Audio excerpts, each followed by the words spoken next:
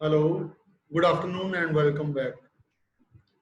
As I told you, now I will teach you the modern topics of Shukla Rog. So I am beginning from the topic एपिसिक्लेराइटिस. तो जैसे आपको ध्यान में होगा, याद होगा कि एपिसिक्लेराइटिस को हम आयुर्वेद में सिरा पीड़िका से लेते हैं. इसका जो लक्षण है शुक्लस्था सित पीड़िका सिरावृत व्यवस्था विद्यात असित समीपजा सिराजा.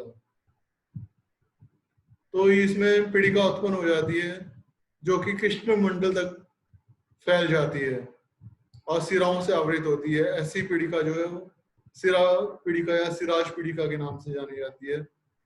इसमें दोष स्तनिपातस्थ और इसकी चिकित्सा छेदन करती है. इसको हम मॉडर्न कंपैरिजन के लिए एपिस्क्लेराइटिस से कंपेयर करते हैं. तो let's start with एपिस्क्लेराइटिस.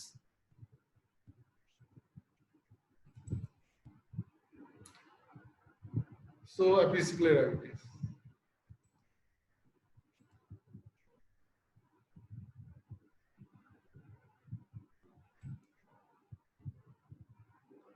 So this is condition of episcleritis. This too is the picture of episcleritis. So definition of episcleritis.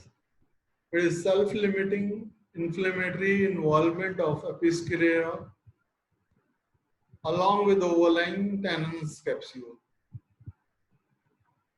तो ये इन्फ्लेमेटरी कंडीशन होती है एपिस्क्लेरा की, जिसमें इसके ऊपर जो टैनिन्स कैप्सूल है वो भी इन्वॉल्व होता है, पर इसका जो अंडरलाइंग जो इसके नीचे एपिस्क्लेरा के नीचे स्क्लेरा होता है वो इन्वॉल्व नहीं होता.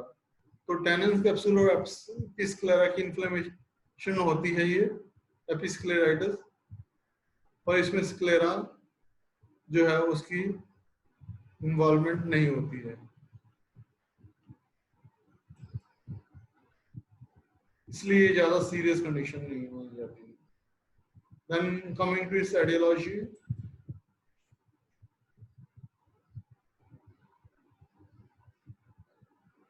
Exact etiology is not known. इसकी exact etiology का पता नहीं है.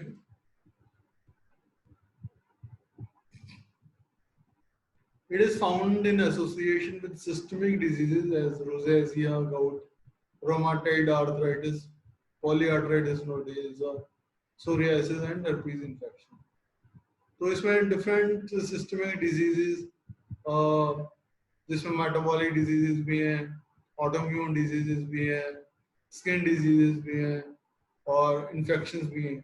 ये इसका एक एटियोलॉजिकल फैक्टर माना जाता है.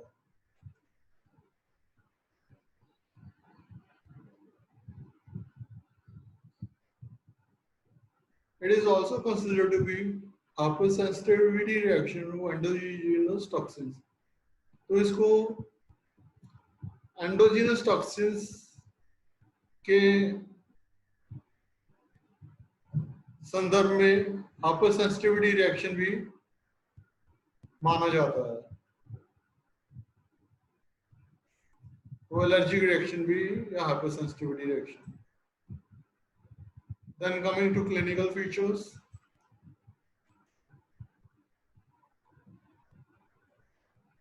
Episcleritis is characterized by redness,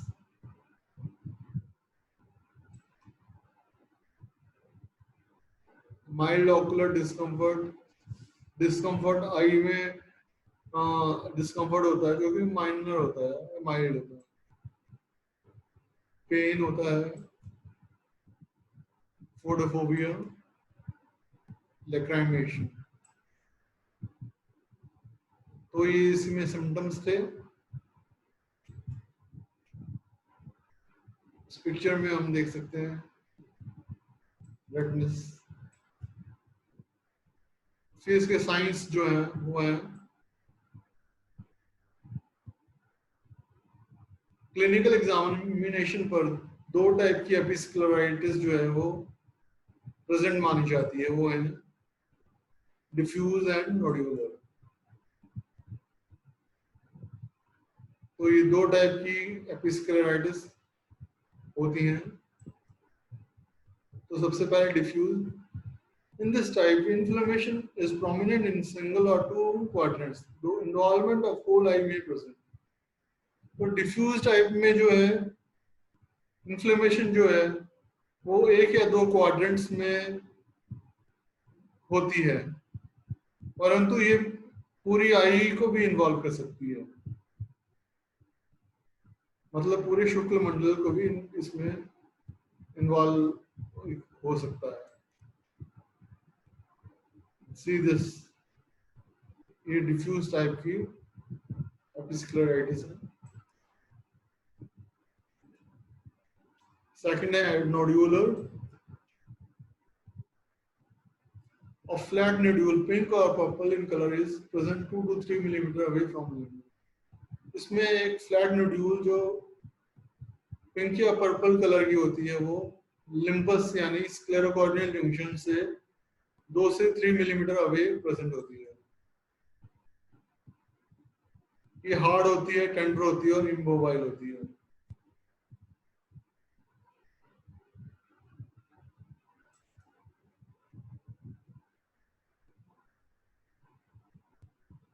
ये खुद तो इमोबाइल होती है, पर इसके ऊपर जो कंजक्टाइवा होता है वो फ्रीली मूव करता है।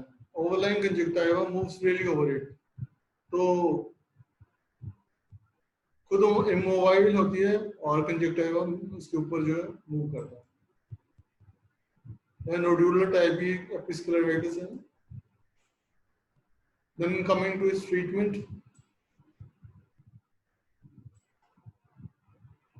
सबसे पहले topical corticosteroids.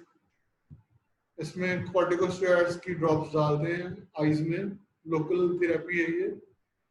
Administration of these 3 to 4 hourly cure the disease in few days।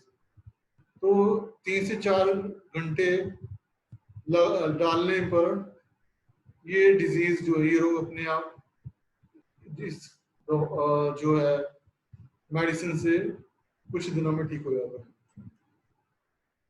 Second, cold compresses.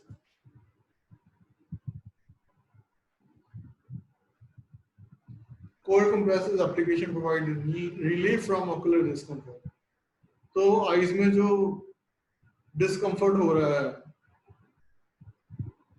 उसको दूर करने के लिए कोल्ड कंप्रेसेस को अप्लाई किया जाता है, चाहे वो ठंडे पानी में कपड़ा डिबो के कर लो या ठंडे पानी के छींटे आईज में डाल लो।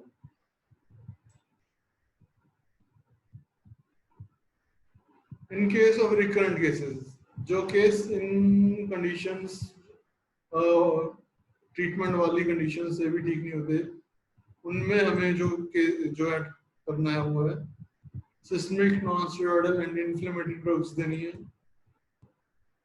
साथ में टॉपिकल कॉर्टिकोस्टेरॉइड्स। तो इसमें systemic non steroidal anti inflammatory drugs को भी इंक्लूड किया जाता है टॉपिकल कॉर्टिकोस्टेरॉइड्स के साथ। So thank you. It was a small topic. It is a small topic, so easy to learn, and this condition is not that much serious as it is scleritis, which can cause blindness. So episclera usually is resolved within few days by using corticosteroids and systemic anti-inflammatory drug. So thank you. Have a nice day. I'm coming back with topic subconjunctival hemorrhage in short time. Thank you. Thank you very much.